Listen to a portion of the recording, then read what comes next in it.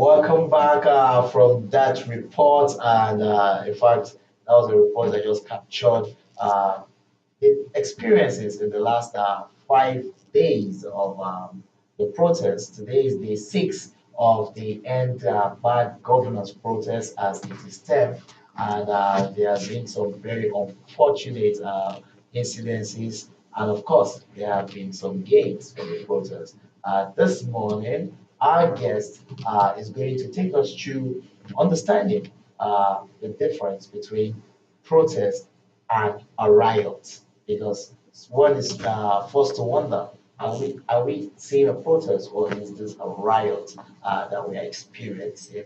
This morning, please join me as I welcome Gaza Mark Outa to the studio. Good morning. Good morning to you. Yes, G Code is fondly called because for those on the street, especially here in Abuja, he is known as the voice of the youth on the street. Now, G Code, seeing that you are very close to the grassroots, you represent them culturally, you speak for, you try to be the bridge between the old and the young. You try to create that platform for understanding each other at all times, from both the traditional institutional angles to even the conventional approaches to leadership within the youth structure. This protest is mainly driven by the youth, or protest should be mainly driven by the youth, and there should be set goals and all of that. But it would seem like what we've had in the last 6 days, particularly on the first and second day of the protest, has not spoken to it being a protest per se. I may be wrong, but with the incidences of security breaches as regards attacks on private properties across the nation, generally, especially in the north, it makes one become concerned as to what the objectives are. Now, you feel the pulse of the people, you connect with the youths very well. So let's share your thoughts. Well, once again, thank you very much for having me. Um, we have seen all that has happened across Nigeria, and I would say that it's actually a sad day for our country, especially as it has to do with democracy. So, if you look at the tenets of a protest, it is actually one of the ingredients of democracy. Because if democracy is for the people, by the people, and to the people, then the common denominator of democracy is the people. And constitutionally, I think Section 32 and 40 of our Constitution allows peaceful gathering. And if a protest can be used to channel your grievances to the government, then it's part of democracy. It's one of the fundamental principles of democracy. Okay. But you see, a protest is supposed to be an avenue where maybe you disagree with the policy of a government, because we have a political protest and a political protest. Okay. Or in the one that happened some days ago, it's a political protest where the people are not really happy with some of the policies of the government. Then they tend to air their grievances through a protest, Peaceful one. peaceful protest, and it is constitutional. But like you have identified, up till now, the common denominator of democracy in Nigeria, which is the people, do not understand what a protest is. And they tend to mistake it for civil disobedience or riot. And we have seen in some countries how this has degenerated even into a revolution. You see, that is why I'm always of the firmest opinion that the first thing that we should embark on is an ideological protest. Okay. You understand? A lot of people ask me, um, if you want to solve the problems of Nigeria, how do you go about it? It's the mind that needs to be conquered first. Because if you look at what happened, it was just miming of people stealing and the rest of them. People were breaking into shops, they were violent, you understand. And that is not what a protest is supposed to entail. In fact, in a protest, you're in section 42, I think, of our constitution, you would write to the police and the rest of the paramilitary Yes. to inform them that we'll be protesting on so date and would like your protection, because protests most times have the tendencies of being overtaken by enemies of the state, like we saw over the weekend. And that is why it is important that we embark on this ideological revolution first. Then I hope that we have learned from what we saw in the past couple of days that Nigerians, first of all, need to enlighten themselves in the sense that if I am going out to protest, what exactly do I intend to achieve? You understand? And I saw the list of the demands. At the end of a protest, you still have to come back to the table and dialogue. And when you dialogue, that is when you get what you want. The end game of protest is dialogue. I listened to the speech of the president yesterday, and he has extended a hand of fellowship to dialogue. And I think at the end of the day, that is what matters. You see, the history of protest dates back to 1929, where from the late part of 1928 to 1929, when the famous Aba women rioted, Yes. and it's called the Aba Women's Riot. They were not happy with what the district commissioners were doing in terms of how they were taxing the women. Not like the women had a problem with it. But you know, sometimes there is a balance in Hausa that says, "Ba mu sarki sai mugun fada," that there is no wicked king, but there are wicked custodians of the palace. You understand? Yes. The king might be nice, but it is those ones around the king that. So you see, the men that were in charge of collecting tax would just barge into their kitchens. You'd see a woman cooking or even in her bathroom trying to bath. He would just barge in and say he has come here. He was exercising. Yes, and he's here to collect tax. And then the taxes were exorbitant because they were not remitting some of the tax. And that's why the women came together and said they were going to pose their own demands to the district commission. And the rest is history. We have what you call a value. And then you see till today, a lot of people have been airing their opinions to the government, but peacefully. We have seen civil disobedience, like Fumila Yokoti. She mobilized some women in 1948, and then we got what is called women participation in politics and the rest of that. So I want us to go back, especially the youth, to understudy how some of these things have been done, to understand that there is a process to this, so that we don't just come out and be worse than what it is that we're talking about. If we're talking about bad governance, if we're talking about corruption and the rest, are you not more corrupt if you use the opportunity of a protest to break into a shop of someone in the name of protest, taking out his goods? He is just like you, a citizen, a law-abiding citizen just like you. So are you not worse than what you're fighting for? So I think it is time for us to have that ideological revolution first, to free the minds of our youth so that they can understand some of the processes and how to go about getting what it is they want from the government.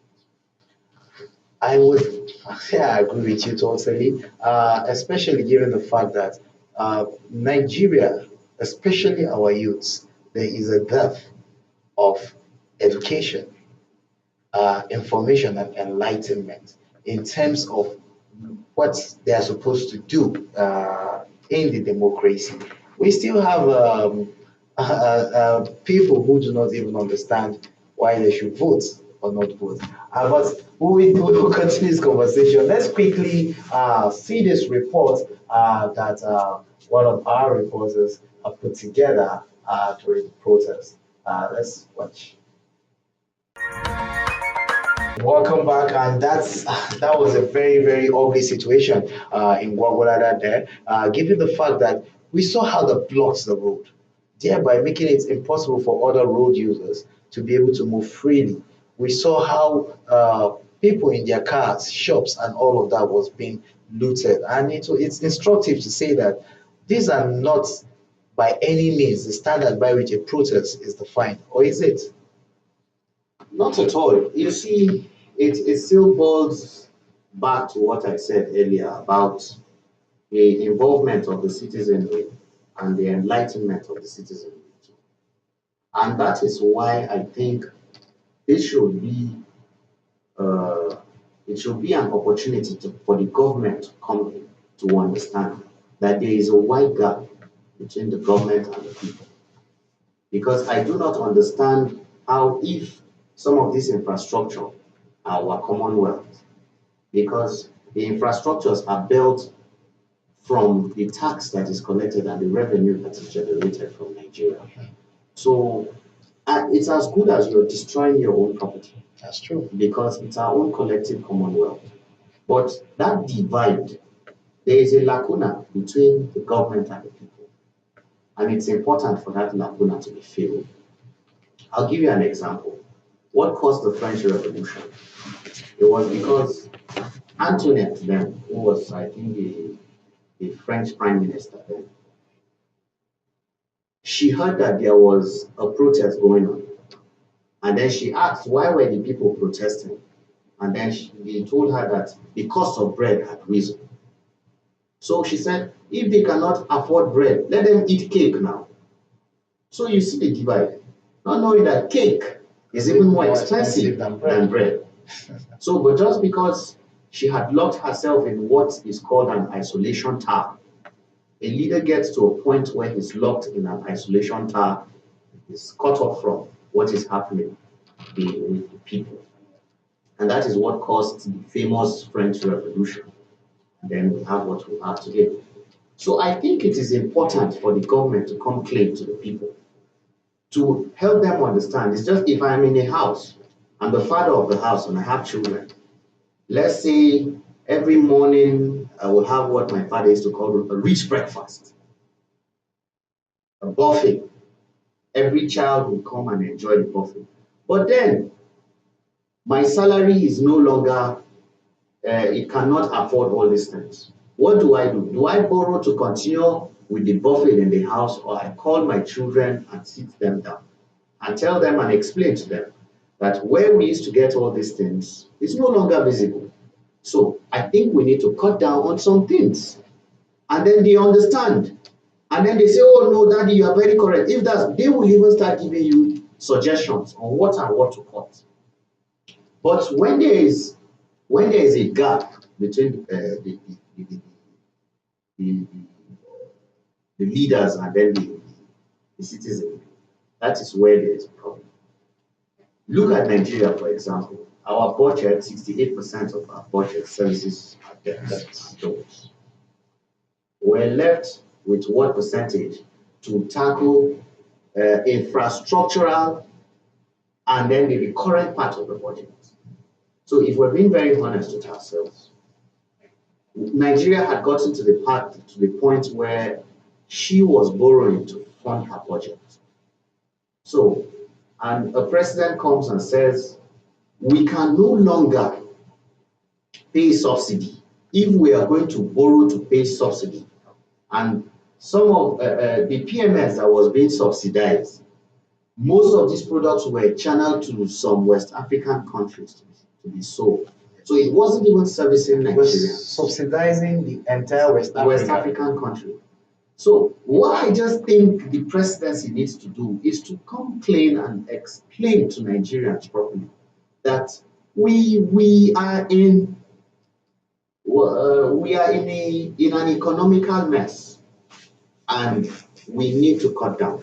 But at the same time, the lifestyle of the elites needs to be at par with what they are preaching.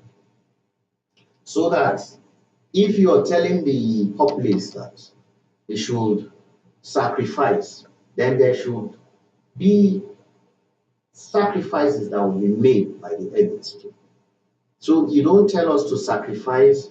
At the end of the day, we're still hearing that they are buying more jets, they're holding lavish parties, the convoys are up to 30. The people are saying the lifestyle is something else. And then we should be remorseful in some of the commentaries that we make. For example, if you hear that people want to protest and you say, oh, let them go and protest, we'll be at home eating. No. These are some commentaries that will not go down well. So I think what needs to be done is there should be a flow of information so that even if from 2025, when the budget is being proposed, let every citizen be able to participate. To participate in the sense that so amount is going for so budget, and these are the reasons. Now, I should be able to follow and say, if I am from Nasarawa State, for example, I should be able to say what part of infrastructure is going to Nasarawa State, and is it going to service the people of Nasarawa State, or is just an elephant project? The people should be carried along, because if they are not carried along, then sometimes when you push a cat against the wall, the claws come out. Of course. Of course. I know we're quickly running out of time, but I want to ask this. Now, seeing the dynamics of the situation that we find ourselves in talking about, a protest that is dovetailing into a riot, and especially with the obvious situations that we've seen, how would you rate the security forces now? Have they been up and doing in handling the rioters or the elements of this protest that has dovetailed into a riot, or would you say there has been lapses? Well, Nigeria is a signatory to the Human Rights Convention. Yes. And they have their rules of engagement when it comes to human rights. You understand? But let's tell ourselves the truth. If someone has become a menace to the society, because we have seen situations where protesters have been breaking the windscreens of cars or burning tires on the road, snatching phones from people, breaking into shops and all. So what will be the rules We of even saw a situation in Kano where people were hacking down traffic lights, and taking to their sitting rooms. A man's freedom, the idea of democracy is built around freedom. And a man is said to be free when his freedom doesn't encroach upon mine. But as long as your freedom encroaches upon mine, then you should know that we are all in this together. Exactly. So the rules of engagement of the police, I would definitely commend the police for their professionalism. Because I have seen situations where the police have been provoked. I've seen some videos where the protesters were following the policemen with sticks, and these policemen had guns, but they were professional. But you see, in a democracy, you will definitely have bad eggs and the rest. You can never get it 100%. But I'll still like to commend the police, and at the same time, I'll still like to commend the genuine and germane protesters. But we have a lot of work. There's a lot of work to be done, especially as it regards enlightenment and revolution of the mind. Well, our conversation this morning has been understanding the differences between the protesters and or the protest and riot. For some places, what happened was purely a riot, something that was degenerating into what our guest here called a revolution. And luckily, thank God, this country is one beautiful country. This is the only country we have. You are a cultural enthusiast. You are a representation of the values that should hold the fabric of the society, of this our society together. And as such, you are more invested, as we all are, that Nigeria must work. We cannot destroy this home. Where are we going to go? We are over 250 million people. If we burn it down, where will house us? There is nowhere in this world that can house 220 million people anywhere ever. In this present day earth, I don't think there is. So we need to be more proactive. We need to be more concerned. We need to be more deliberate in how we push some issues. Protest is your constitutional right. Protest is good, and we would always support protest any day, anytime. But at the same time, let us not become rioters while trying to be protesters. Thank you for coming on the show this morning. It's beautiful to share your thoughts on the topic. We quickly take a short break now. When we come back, the program Good Morning Abuja continues.